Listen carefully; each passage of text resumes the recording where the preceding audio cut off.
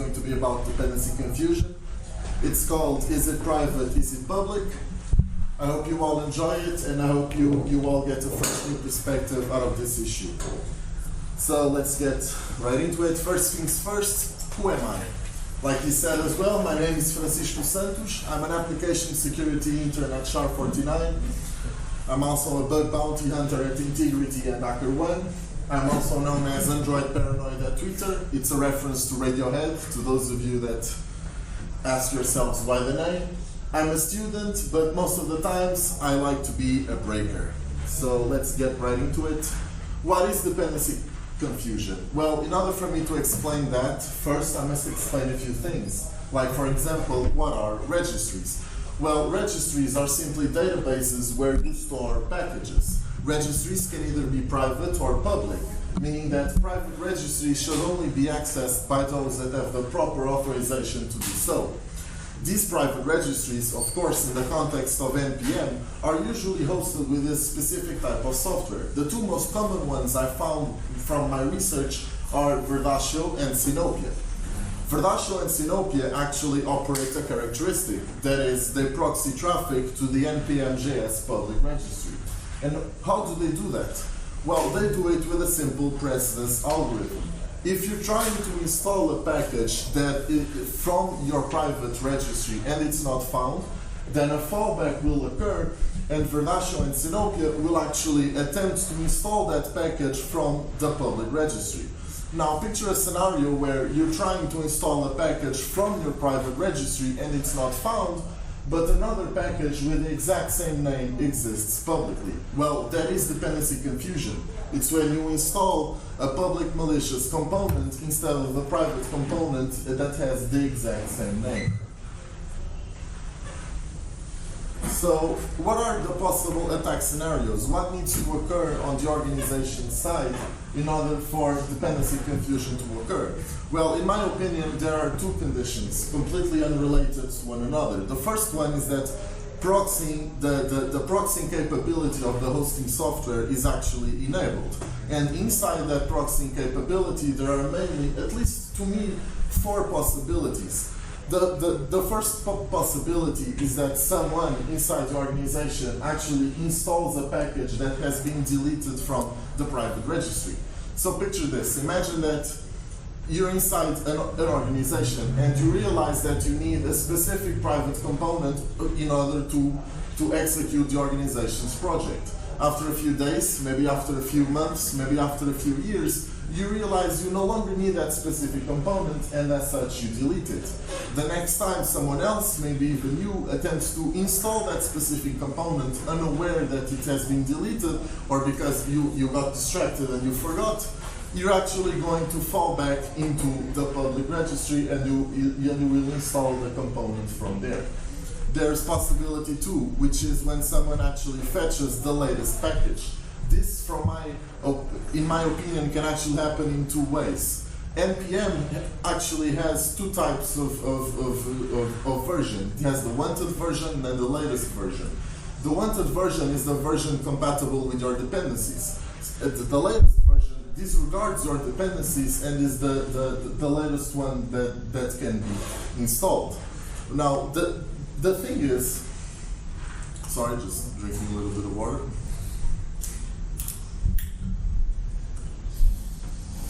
The thing is, there are 2 ways inside this possibility. There are actually 2 ways an attacker can exploit this scenario. The first one is that he actually finds out what your wanted version is, and he creates another package with compatible with your dependencies, but superior to the wanted version you already have. And the next time you install the package, of course, without including the latest tag, you'll actually install the latest version available, compatible with your dependencies, which is the attacker's package. Or an attacker can simply create a version so high, because NPM doesn't actually restrict how high your version can be, and someone inside the organization actually includes the latest tag, and as such you end up installing the latest one available that disregards your dependencies, and you install the latest tag. There's possibility 3, which is when someone inside the organization actually installs a specific version 3. Possibility 3 occurs when someone inside the organization installs a package with a specific version that's not available inside the private registry. And this is very simple. Imagine you want version 2.1.3, so you include the 2.1.3 tag, that version isn't available, so fallback will occur and you'll actually end up installing that specific version from the public registry. There's possibility 4, but this one needs to be given with a word of caution, because npm outdated does not exactly install a package. Instead, what it does is that it checks for outdated packages. But when it does that, it has strange behavior nonetheless. So Verlacio and Sinopia, so npm outdated, when it checks for outdated packages, it will actually, how can I put this? Verlacio and Sinopia will actually pull the latest packages available, compatible with your wanted version, inside themselves. So picture a scenario where someone talks to you about dependency confusion, like I'm doing here, and you mitigate the issue by whatever form. The next time you attempt to install a package, yes, you might be installing from the private registry, but since npm outdated has actually pulled the packages inside your private registry, you might actually end up installing the attacker's package nonetheless. The second possibility is when you have an unavailable registry. So imagine that an attacker simply figures out what your domain is, what your domain name is for the private registry, and is able to DOS it. Since most modern configurations of npm-rc actually include a reference to the public registry, it is most likely you'll actually end up installing the package from the public registry as well. Now,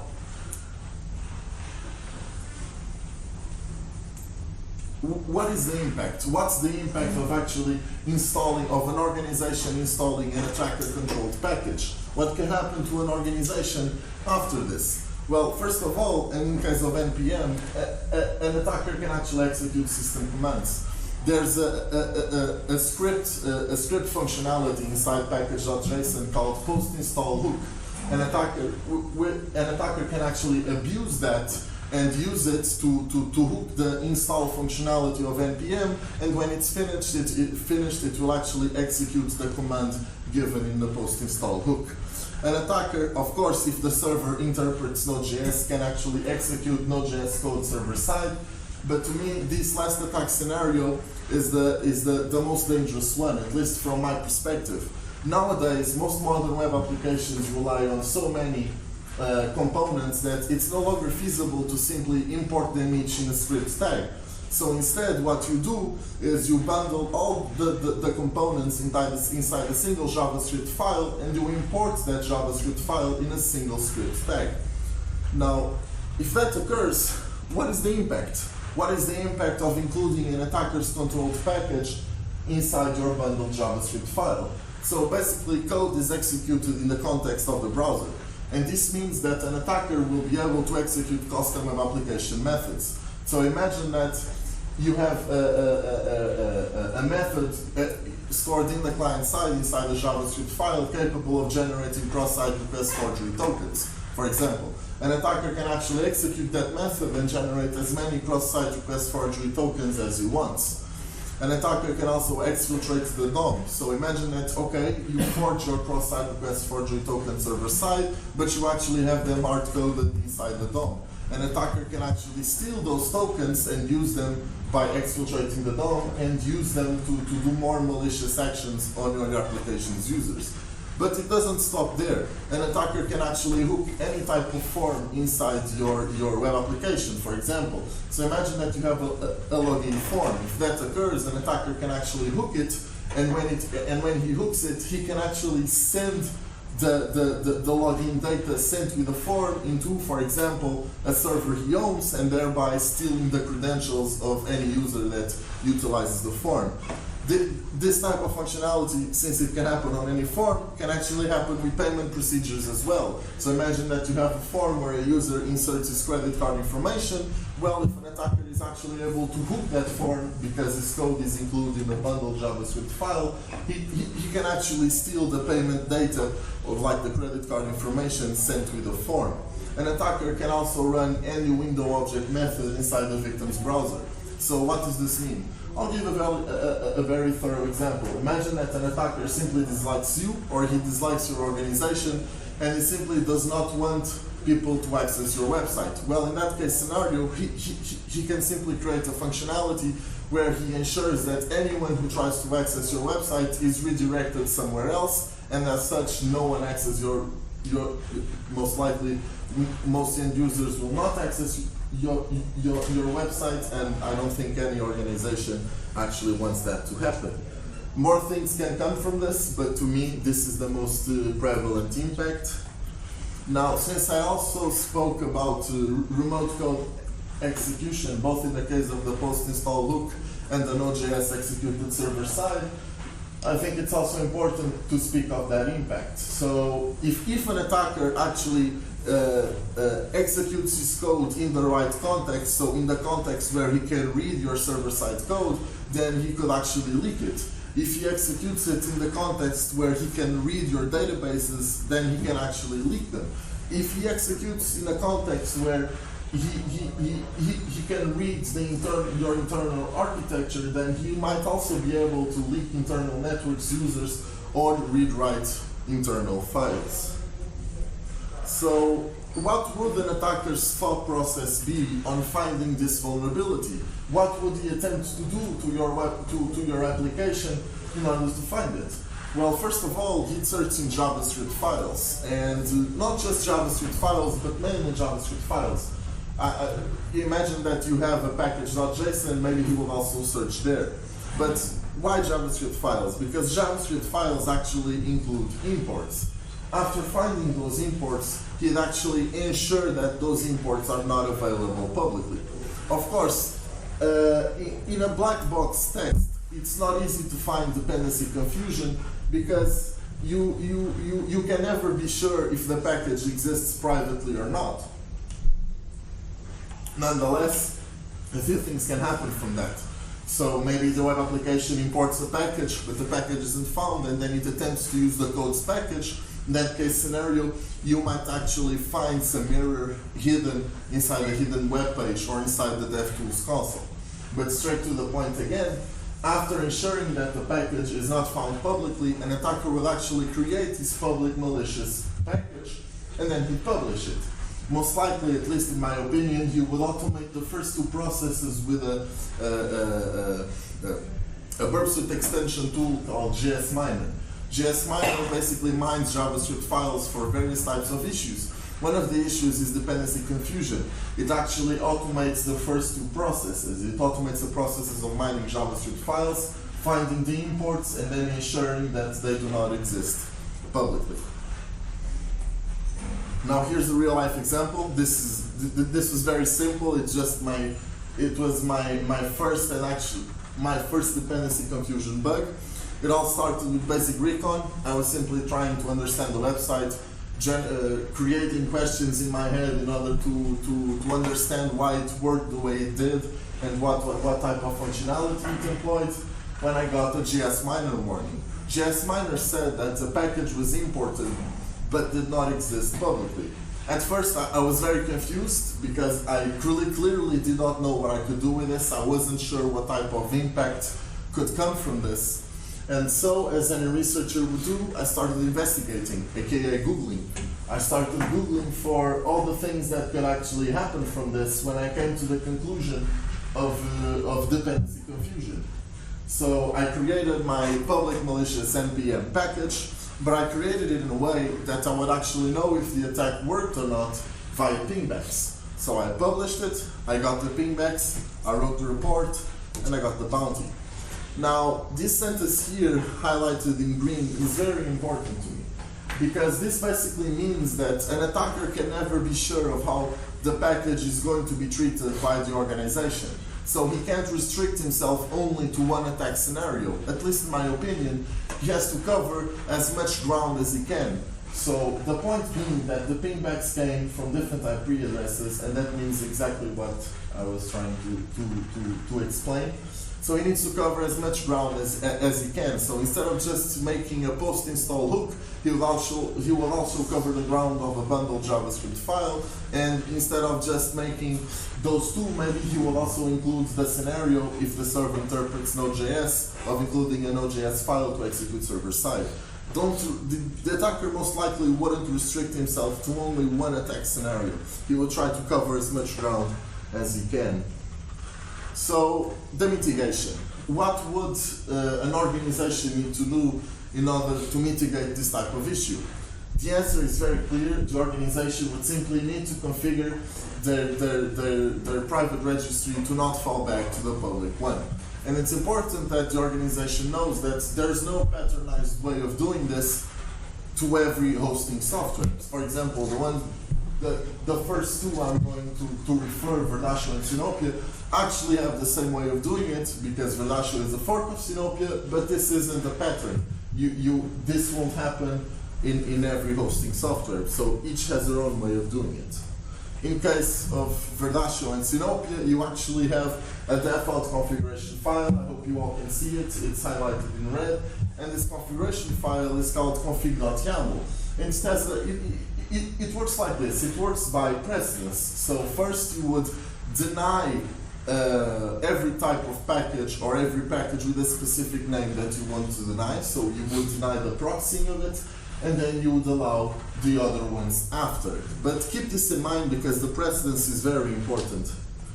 So in Verdascio, if you actually want to deny all the packages, so that means any package of any type with any name, you will actually include the double asterisk reference at the top, because that means that even if you by mistake put another package with another type and you allow it, since you placed a reference to all the packages above, you'll actually that mistake wouldn't have any impact because you'd actually deny the proxying of any packages. So in order to do that, you'd simply put the reference under packages at the top, and then you comment proxy npm.js, and all the packages shouldn't be proxied anymore.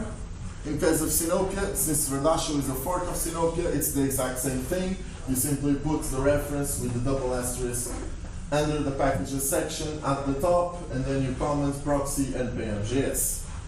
There's another type of mitigation. You can also use scopes.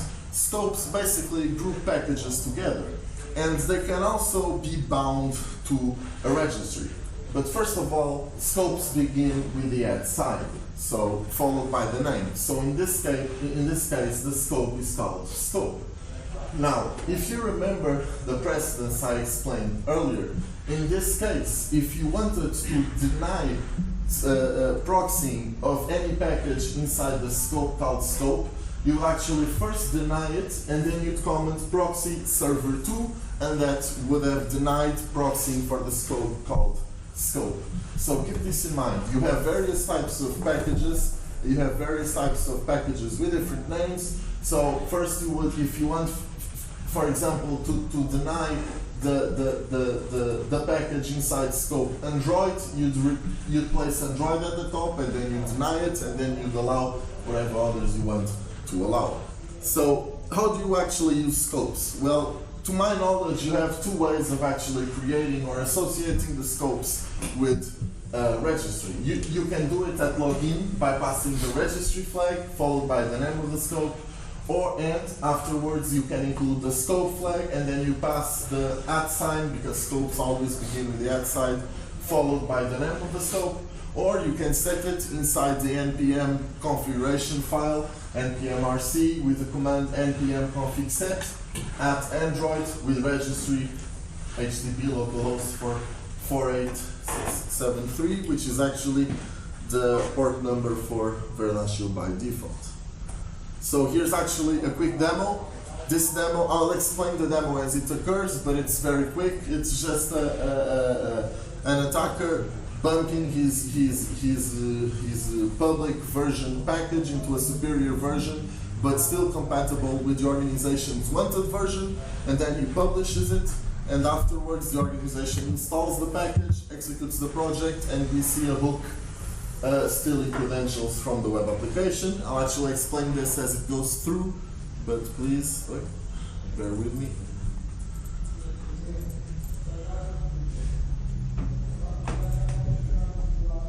Hope you can all see. So this is the attacker's package. Bumping is actually bumping the version, like I explained earlier. Now he's going to publish it into the public registry. Now we switch over to the organization's project, which will actually install the package.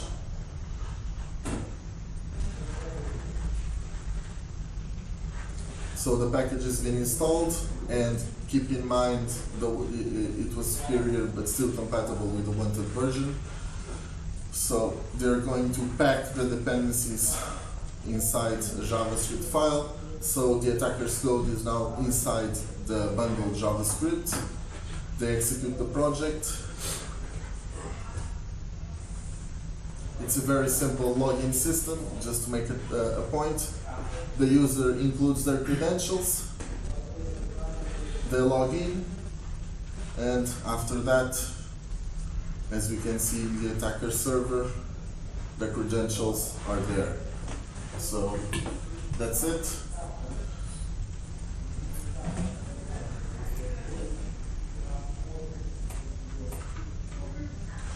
I hope you enjoyed it. I hope you loaded a fresh new perspective into your brain.